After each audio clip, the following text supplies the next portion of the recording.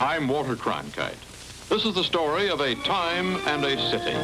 The time, the 1920s. The city, New York, which provides a frenzied backdrop to a new golden age. This is not only the New York of Texas Guinan, but of H.L. Mencken, of George Gershwin, of cartoonist John Held Jr. and Peter Arno, of that caustic critic Alexander Woolcott, of playwright Eugene O'Neill, as well as the New York of the Herald Tribune's famous city editor Stanley Walker. Even commuting, which I understand now has become the most horrible experience that could be imagined, was moderately bearable in those times. I know we didn't have the horrible turmoil and the tie-ups and you didn't have to ride with those boars that you, I understand, infest the trains, especially the Westchester and Connecticut trains today. It was in many ways a charming life. This is our story, New York in the 20s, as the Prudential Insurance Company of America presents the 20th century.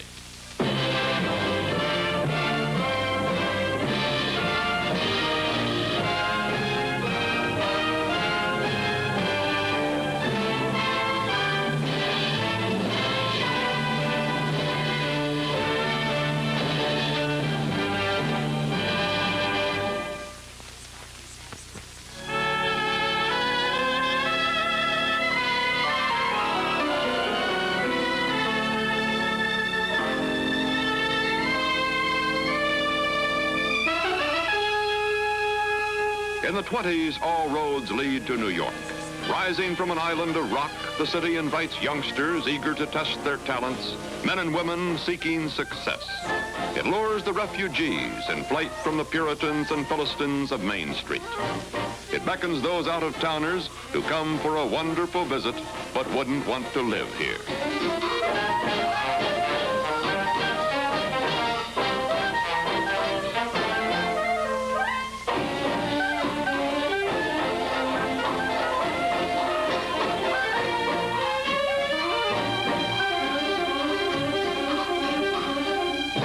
Is America's front door, welcoming the famous from overseas.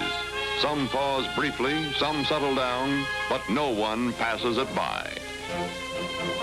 Mayfair's fairest, Gertrude Lawrence, arrives. H.G. Wells, novelist and prophet of things to come. Rebecca West, English lady of letters. Tennis star Cezanne Lenglen, tenors John McCormick, and Enrico Caruso. From every country and every art, Stanislavski, Kuzovitsky, Paderewski. So many people seem glad to see you. They don't seem that way today. They don't seem to care, or they seem offended when you show some gesture of friendship. But in those days, people seemed delighted to see me, and I know a great many young fellows who hit New York about the same time. They report they had the same experience. Playwright Mark Connolly. Because it was the New York of writers and other creative people. My New York had people who came from everywhere bound toward the realization of their talents more than to a geographic destination. Greenwich Village, a city within a city, attracts most untried writers, artists, dramatists. Here, living is cheap and informal. The village is less a place than a way of life. Its alleys and patchwork streets offer an old-world tolerance to professional eccentrics. It provides an escape from the shame of not making money. It offers a peaceful backwater to those who wish to create in the company of other creators. Here, the exquisite Eleanor Wiley fashions her delicate verse, and Theodore Dreiser writes his rough-hewn prose. Here, Sherwood Anderson escapes the narrowness of Winesburg, Ohio, and Willa Cather, author of My Antonia, writes her novel about a lost lady. And here, the village belle, Edna St. Vincent Millay, composes her bittersweet sonnets. Says critic Edmund Wilson, the wit of her conversation was as sharp as the pathos of her poetry. The Provincetown Theater, a converted stable, provides Eugene O'Neill, America's greatest playwright, with his first New York stage. The city above the village recognizes O'Neill's enormous talents and brings him out of the stable and into Broadway's glittering company. With him, wife Agnes and daughter Una.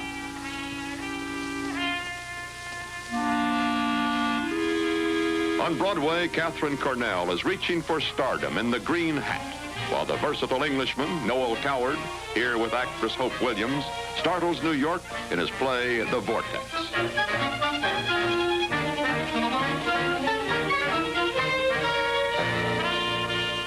The theater meets the literary world at the Hotel Algonquin. On hand, Mark Connolly. A good many of the men and women that gathered every day for lunch at the Algonquin, the famous round table, became quite well known in various fields of creative work, criticism. Alexander Woolcott was searing, acid, rude. I used to feel sometimes that his only exercise was rancor, but he was engaging, was compelling, and amusing. His jokes were funny jokes. Edna Ferber, young, industrious. She used to scare us all to death by her habit of industry. George Kaufman was certainly one of the wittiest of that group. George's wit was neat. It had the sharpness of a silver point etching. Among the people at the table, the constant visitors, was Dorothy Parker, then making a name for herself by the brilliance and the skill and the beauty of her poetry. And among us was F.P.A., another round table constant attender. There was also Robert Benchley, Nisa McMean, the artist who painted every other magazine cover, and of course Charles MacArthur, the playwright. He was as close to the spirit of Pan, I suppose, as anyone could be. Haywood Broun, big, enormous, once referred to, a man who looked like an unmade bed, was one of the most generous, humane, certainly companionable men I ever saw. There was Ross, of course, Harold Ross, founder of the New Yorker. There was a speculation about Ross's curious head of hair. It was very high, very thick. Somebody once said that jungle picture Chang had been filmed in it. I think it was George Kaufman who once said he looked like a dishonest Lincoln. He loved to give the impression of being just a country boy, very simple, unaffected man. And his jaw was always dropping, and he always listened like a green reporter listening to his first, out on his first interview, listening to a speaker. But he really had a brain that was magnificent. Oh, there were so many others. There were about 20 of us. Bob Sherwood, of course. Bob's manner was always sedate, always slow, as though he had difficulty finding the exact word, though few men writing in America ever found words with greater accuracy or more point. A lot of people who knew nothing about the personal lives or the attitudes among ourselves of the people who were at the round table thought it was a mutual admiration society and a log rolling organization. It was anything but that, because I promise you, the worst pannings any of us received for our books or our plays came from the critical friends who were members of that group. Some of the world's finest writers are published by Blanche and Alfred Knopf. What attracted writers to New York in the 20s? I suppose to a degree it was these new publishing houses, which had to start almost from scratch, if not actually from scratch, who were run by younger men whose outlook on things was quite different from the men who were directing the destinies of the older houses. I think New York exercised its attraction primarily because the American Mercury was being published, the New Republic was there, the Nation was there, The old Metropolitan magazine, I think, was still in existence. Clarence Day was reviewing books for it.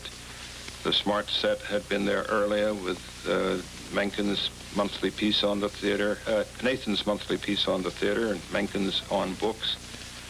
It was a lively place. A great figure in my life of the 20s was Willa Cather. Miss Cather was a very remarkable woman. She shared a certain quality with Henry Mencken, that of the feeling that friends could do no wrong and that people she didn't know could never do anything right. These were prejudices, but they were strongly held, and she remained an enormously loyal friend. Sinclair Lewis is the first American novelist to win the Nobel Prize. His Main Street is an unsparing indictment of American small-town life. Why did America suddenly develop an ability to take the criticism that was explicit in a book like Main Street and buy it to the tune, I think, of some 400,000 odd copies? I remember corresponding with my old friend John Galsworthy at the time, and his raising in one of his letters the question of whether Americans could take that kind of criticism. Well, obviously they did, and I think Main Street alone could be said to mark a certain coming of age of our people. In the publication of the American Mercury, the fastidious George Jean Nathan joins forces with the irascible H.L. Mencken in a frontal attack on American smugness and small-mindedness. Criticism made palatable by Mencken's wit. I don't think we're likely to see his like again. He was, of course, first and foremost, a great newspaper man. That was his first love. The Baltimore Sun was his basic responsibility. But in the early days, he read endlessly in fiction. He reviewed constantly all kinds of books for the Smart Set. He was widely read and extremely knowledgeable in medicine, in science, in theology, in the law, and of course in philology. He was also, to my mind, the greatest editor as such that I've ever known. He was always interested not only in the solider aspects of literature, but being a newspaper man, he was always very much absorbed in what was going on in New York about the news stories. I know he covered the Dempsey-Carpentier fight, and he was very much interested in Valentino and in the Snyder Gray murder trial, all those things. And we had some great stories in those days. There was the Lindbergh flight later on, which seemed for a little while to make the human race believe that it had some decency about it. It might amount to something after all. A mood that very quickly passed. And there was all sorts of gangster goings on.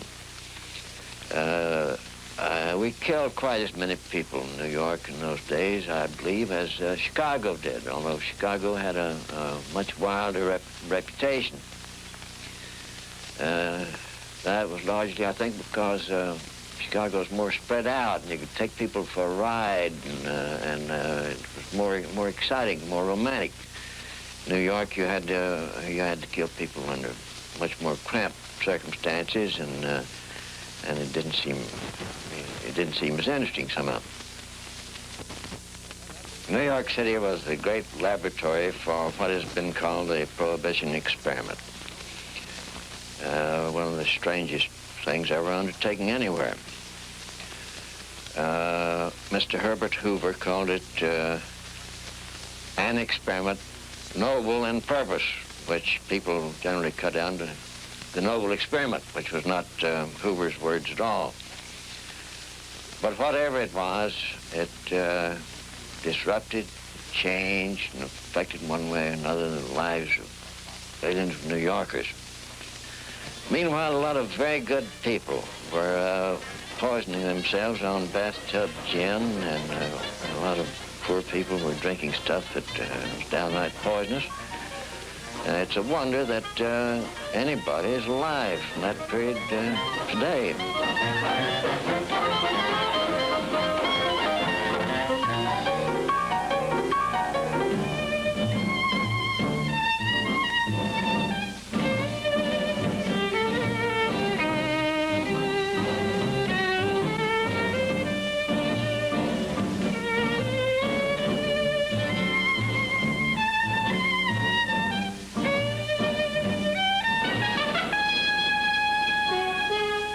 Every night in New York is Mardi Gras. More than 70 theaters cater to every taste.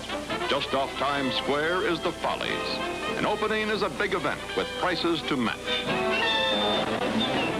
Everyone, including Mayor Jimmy Walker, turns out to see Ziegfeld's girls and Ziegfeld's stars like Helen Morgan. He's just my Bill, an ordinary man. He hasn't got a thing that I can brag about, and yet to be upon his knees, how comfy and roomy seems natural to me. I love him because he's wonderful, because he's just my Bill. Another Ziegfeld star, Fanny Bryce, clowns for husband Billy Rose. I got a feeling I'm falling for nobody else but you. You caught my eye, now I got a feeling I'm falling. Show me that ring and I'll jump right through. I used to travel single, oh, we chanced to mingle, oh, now I'm a tingle over you. Hey, Miss Papa, she'll stand by, 'cause I got a feeling I'm falling for nobody else but you. Wow! Ziegfeld is the grand old man of America's musical theater. It's young hope, George Gershwin, whose music brightens Carnegie Hall as well as Broadway, rehearses his Strike Up the Band.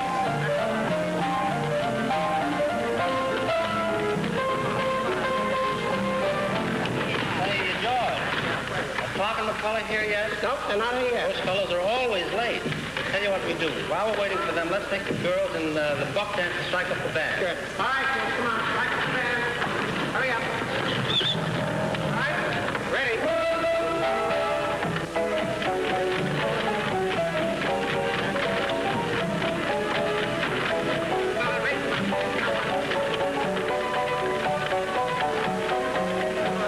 The famous comedy team of Clark and McCullough. Wait a minute. What's all this noise out here? Let's get going. Let's get some work done. But you still don't know your lyrics to this show. I'd know the lyrics if you could write some notes in this like you did in Rhapsody in Blue. Oh, yeah? Well, listen, you're going to sing this Mademoiselle song and like it.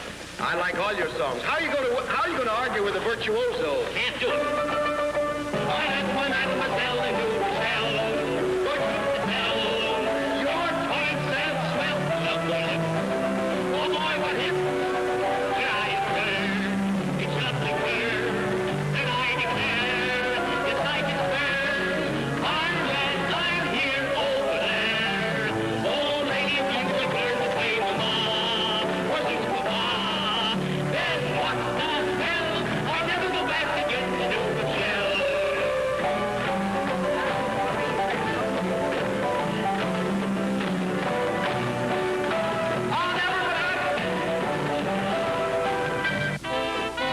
After the show, 8,000 places to go. The Romany Marie's, the Cotton Club, the Central Park Casino. The celebration continues into the small hours.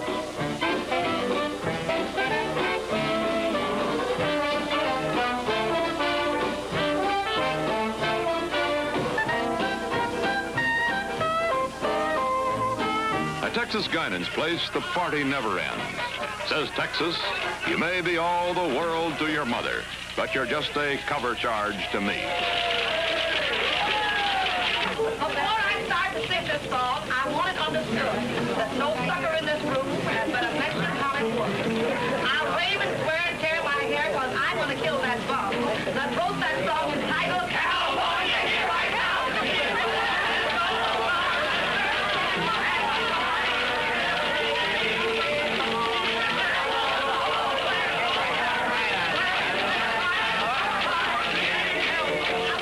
Now, Mayor Walker wrote another song. And then he gave the music to the policeman's band to play. He dedicated it to Wallace, and the song sure is a wow. It goes. I used to love you, but it's over,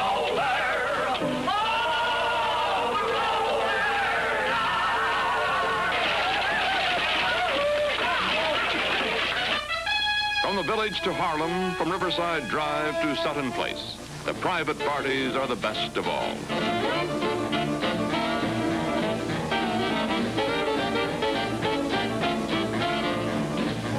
There is no cover, no minimum, and no limit to the available talent. Actress Eileen McMahon, critic Robert Coleman, Haywood Broom,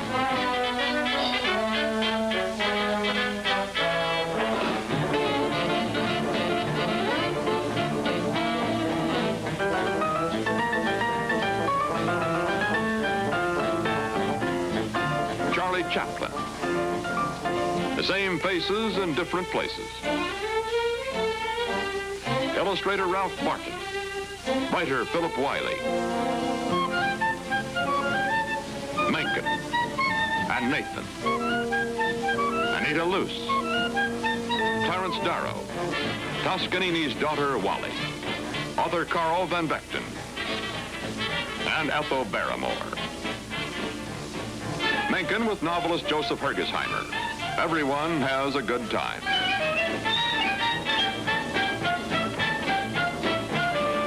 Kusavitsky. Eileen Pringle. Concert pianist Myra Hess.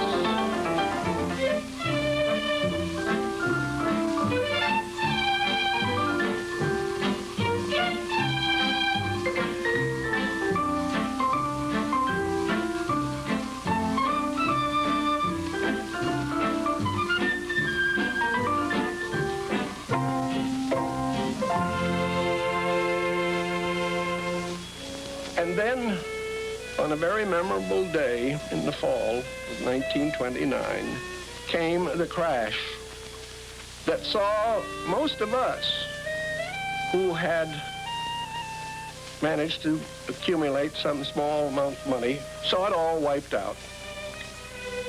And the attitude of every one of those people whom I knew and loved was the same. It was, well, we had it and it's gone. Now let's do something else. And we all did do something else. We all moved into the 30s. I was thinking the other day that the things we worried about then, let's name a few of them. There's censorship. How far can we go in free speech and the free press? Just how far? How far can we go in believing that a certain type of government is really not perfect? And how far can we go in criticizing that without being called communists or anarchists or atheists or something sort? How far can any church or any group of churches go in interfering with the processes of politics or government, or even with the conscience of the individual citizen? Just how far? Can we really ever have a world government that will work? You go on and on. We've worried about those things a good deal. You know, we didn't settle one of them. Those are the identical problems that you're worrying about today. But we had a good time with it. We felt that possibly a very dear friend had died. And of course, that friend was the 20s.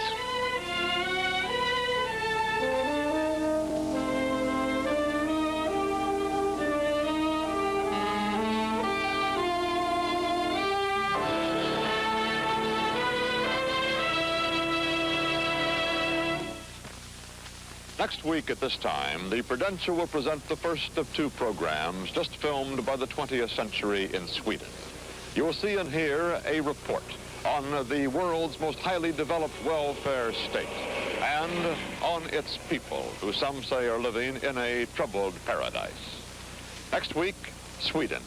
Is there trouble in paradise? Part 1. This is Walter Cronkite reporting for the 20th century.